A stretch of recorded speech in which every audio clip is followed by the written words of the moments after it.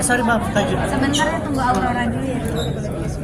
Ya Allah. Sebenarnya udah lumayan familiar sama logatnya dan sedikit tahu bahasa Bali juga karena sekolah di sana kan, jadi belajar juga waktu di sekolah bahasa Bali. Gimana rasanya waktu kamu dipercaya untuk menjadi komang sebagai komang? Ya lumayan deg-degan sih sebenarnya, makanya aku nanya banget sama Kak Raim kayak gimana komang tuh gimana sih, karena waktu awal-awal reading Kak Komanya belum bisa datang ya, jadi aku nanya-nanya terus Kara, Keisha kan tadi kamu bilang kamu tahu banget gestur dari Kara yang mulai dari sering tepuk-tepuk ketawa sekarang itu kamu nonton stand up-nya dia langsung berapa lama gitu prosesnya untuk nontonnya dan tahu sebegitu detailnya gitu tentang. Kalau soal itu setiap ngobrol saya perhatiin gerak-geriknya atau kadang nah ini yang bikin agak dilema pada saat awal belajar logat itu karena saya asli Sulawesi, terutama di Makassar. Nah, orang Makassar ini biasa dia tidak menggunakan tone tidak tinggi. Tinggi. Tone tinggi. Kau mau kemana Mi? Tidak jelas. Jangan dulu, kesana dulu. Bisa kayak gitu. Nah, sedangkan orang-orang Buton ini itu benar-benar aku pantau awal-awal ini masih ingat berapa kali kalian koreksi saya soal logat itu.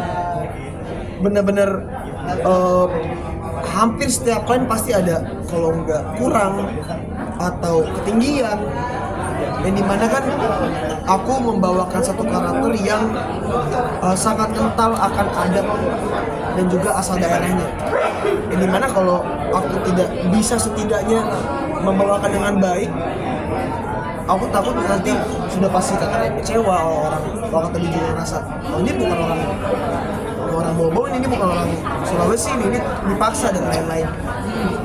Masih ke bawah nggak setelah syuting logat itu atau menjadi mode gitu gesturnya? ke bawah banget sampai setelah syuting kayak waktu ngomong kok masih ada nih logatnya nih. Saya bertengkar sebulan itu bahkan.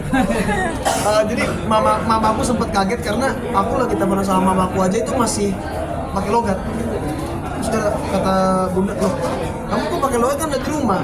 Tapi kalau ini hilang Bun, kalau ini hilang saya cari setahun lagi tidak ketemu lagi nih logat ini.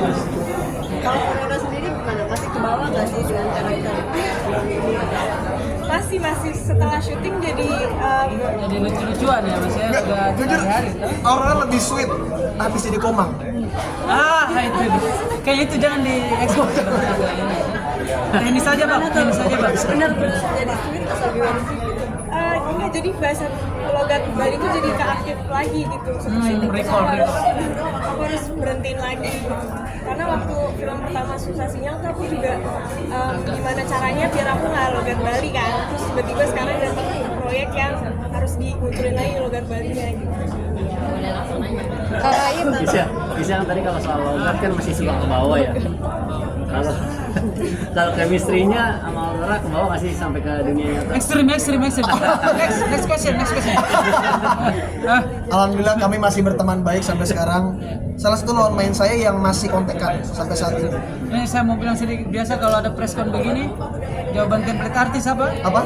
Ini seperti keluarga baru. Oh, tidak, bukan. Ini seperti project.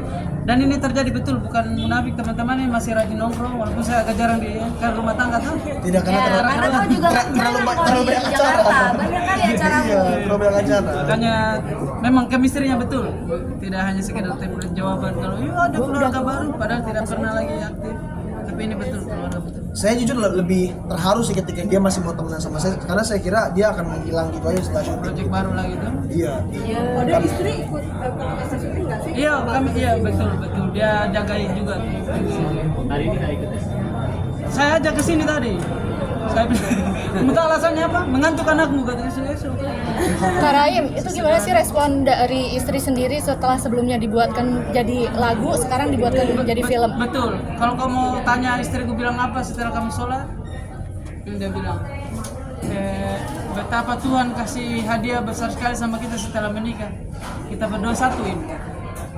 Kita berdoa supaya Allah tutup aibnya kita. Lihat trailernya tadi malam yang preview itu, dia peluk saya, dia menangis. Oh berarti berhasil ini. Ini tinggal mertua saya semoga tidak tersinggung. Tapi aman. Minta izin mertua juga nggak? Iya aman kok, nggak semua aman semua. Dan risetnya kita sangat bagus loh.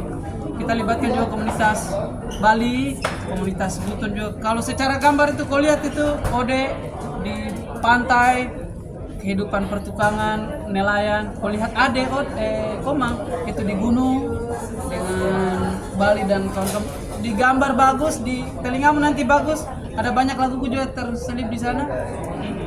Kemudian ceritanya, dan paling bagus di film ini apa? Ceritanya masih tetap berjalan sampai sekarang. Selesai aku pulang dari bioskop, masih bisa konfirmasi di saya, masih bisa lihat podcastku, masih bisa lihat Instagramnya istriku. Itu Komang Ade Widiandari, dia minta kredit tadi itu, tolong dikasih. Kreditnya berapa bulan? Itu dia. Berapa mirip kisah di film ini dengan kisah Sangat mirip, soalnya kita angkat dari situ. Di plus logika film.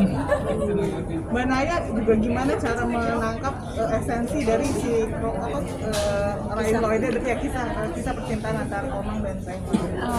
Kalau dari aku sendiri, aku banyak banget ngobrol sama Raim, dan dari awal aku bilang sama Raim bahwa saya sebagai sutradara itu tanggung jawab saya besar sekali, karena ini saya ngebawa nama kamu yang akan menjadi legacy sampai kamu mati.